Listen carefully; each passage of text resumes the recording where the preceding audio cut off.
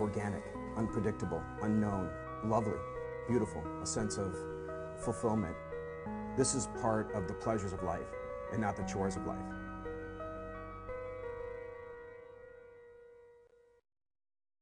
Coming up on Daily Iowan TV, a jury selected details on the trial of the man accused of killing an Iowa City landlord. And working for a cause. See how the Johnson County Crisis Center is asking for your help. And in sports, the return of our whip around as we'll look at some Hawkeye Olympic sports with big weekends ahead. That's coming your way next. Daily Iowan TV starts now. I'm Tom Brokaw. For more than 100 years now, the University of Iowa community has been waking up to the Daily Iowan. Today, it's the largest newsroom in eastern Iowa. And now you can see the news every night on Daily Iowan TV and get it anytime worldwide at dailyiowan.com.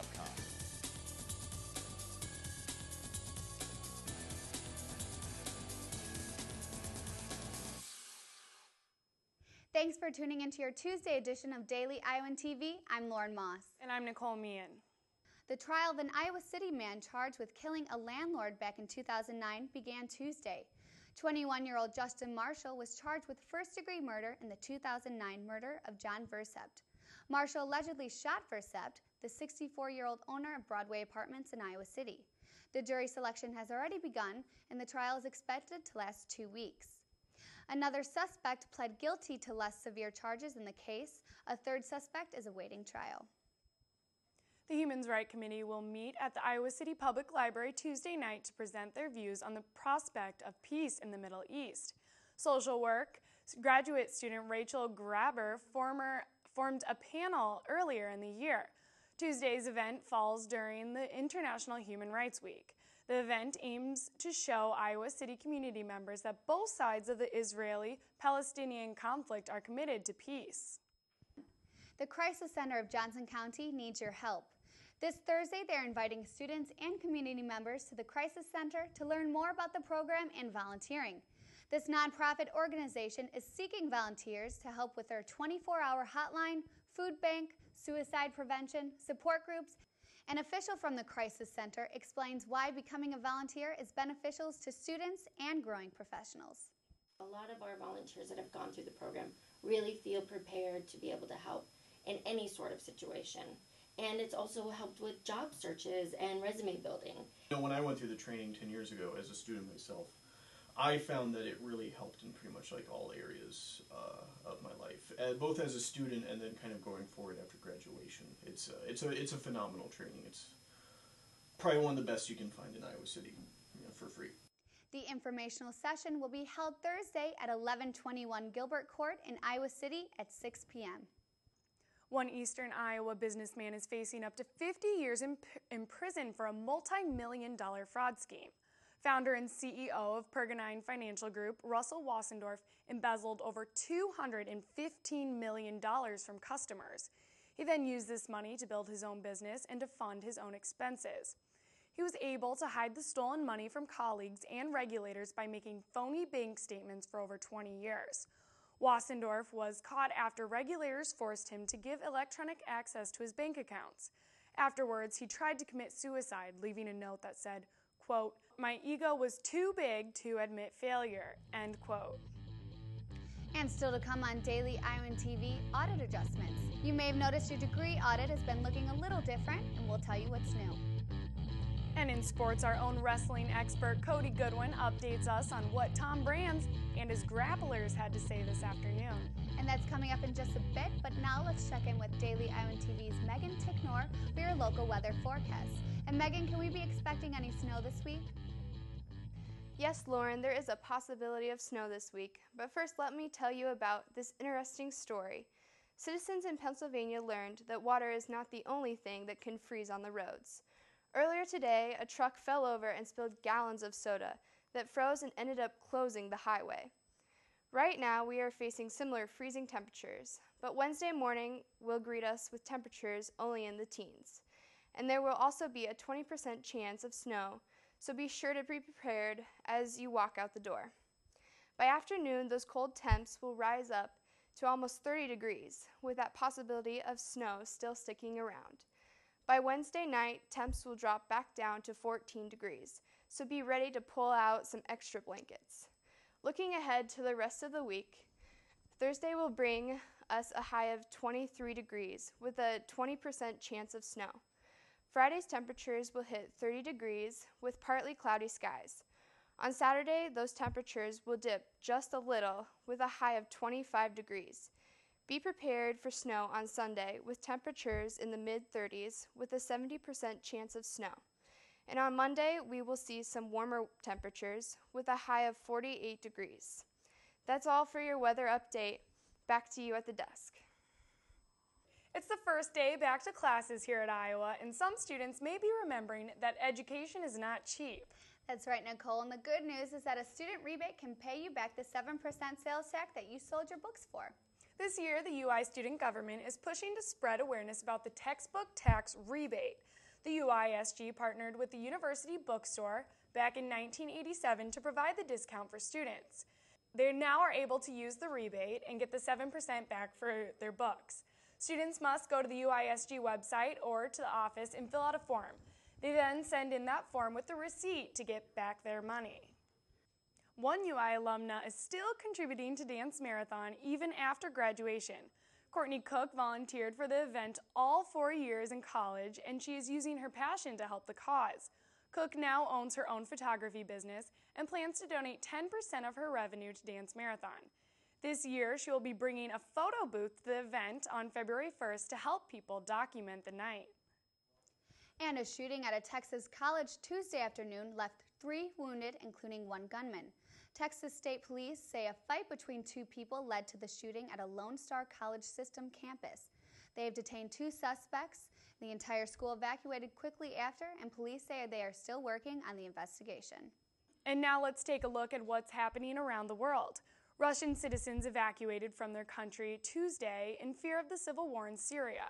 Many were forced to leave their homes for their safety after momentum began to build around Damascus International Airport.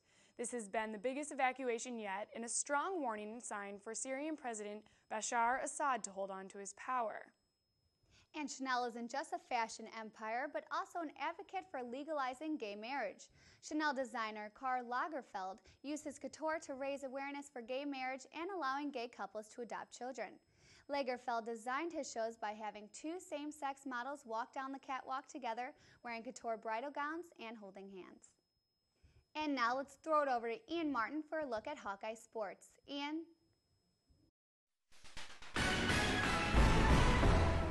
Hello and welcome back to the Daily Iowan TV Sports Studio for all of your latest updates on everything black and gold. And hey, what a better way to get caught up on the Hawks than by welcoming back the whip around. Let's kick things off by going to Lauren Moss in the field with more. Lauren?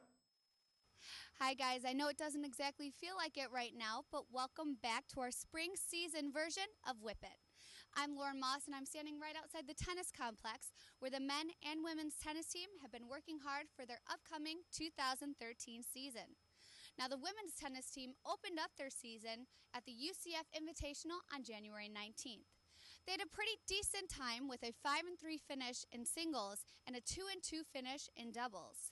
While the women have been started already, the men open up their season on January 26th versus Iowa State. That's all for tennis. Now I'm going to throw it over to Chelsea covering track. Hey guys, well the University of Iowa track and field team traveled to Lincoln, Nebraska this past weekend to compete in the Adidas Classic. This past Saturday, the Hawkeyes were able to walk away with 5 first-place titles, as well as a second-place finish for the men's team and a 3rd for the women's. Not only did the Hawkeyes walk away with 5 first-place titles, but many individual and team titles as well.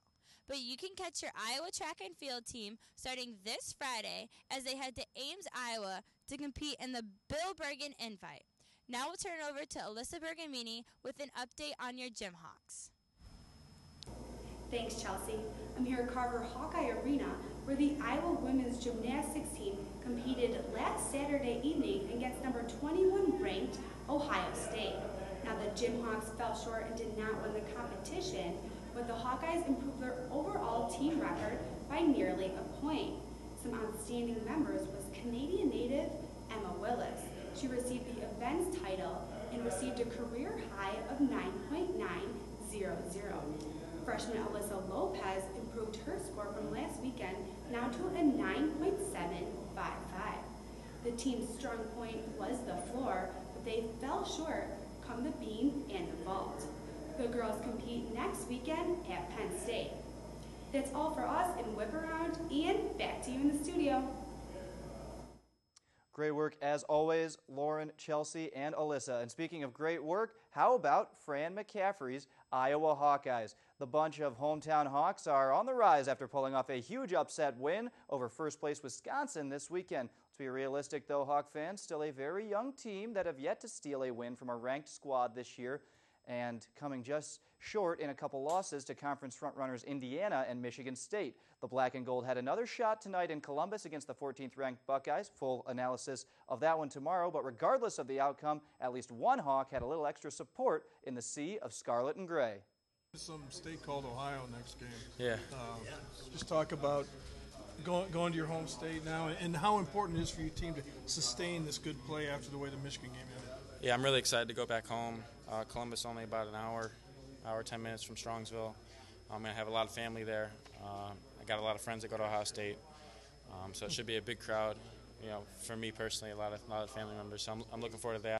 Once again, full coverage of that one tomorrow. And hey, look who it is. Our wrestling insider, Cody Goodwin, back on set, fresh off his weekly meet and greet with wrestling head coach Tom Brands. You were at Wrestling Availability today. Brands gave one of the shortest press conferences he may have ever given. Spoke a lot about Bobby Telford, the Iowa heavyweight. Cody, why has he missed the last two matches? He's missed the last two matches because he's been under the weather, according to Coach Brands. He weighed in for the match against Michigan, which was the second-to-last duel, but he did not end up wrestling. As soon as he weighed in, Coach Brands sent him back to the team hotel because he was feeling under the weather. And 2 days later against Michigan State, last Sunday, Hawks won both duels. Bobby Telford did not even weigh in because he was feeling under the weather still, but at that meet, Coach Brands did make sure that we knew that he was taking a turn for the better. So he should be back and ready for Minnesota this coming weekend. Good news for the Hawkeyes as they prepare for that big duel with the Golden Gophers up in Minneapolis this weekend. A Hawkeye who's had a little bit of good fortune recently has been Mike Evans.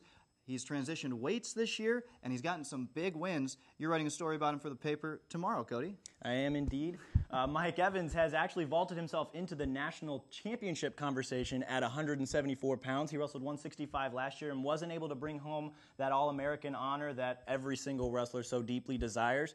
But he is again in the national title conversation after some big wins over 174 wrestlers from Buffalo, Lehigh, and most notably Ohio State over the break. I know I've said this before. He beat number 2 ranked Nick Heflin, or formerly number 2 ranked, I should say, Nick Heflin of Ohio State. And this weekend coming up against Minnesota, he's going to try and ride that momentum against number 2 ranked 174-pounder Logan Storley of Minnesota. It'll be another great match. He actually almost was able to knock off the number 1 ranked 174-pound wrestler Chris Perry of Oklahoma State. It was a close match, ended up a 1-point difference between the two wrestlers. So Mike Evans riding this momentum. Who knows where he'll be in March.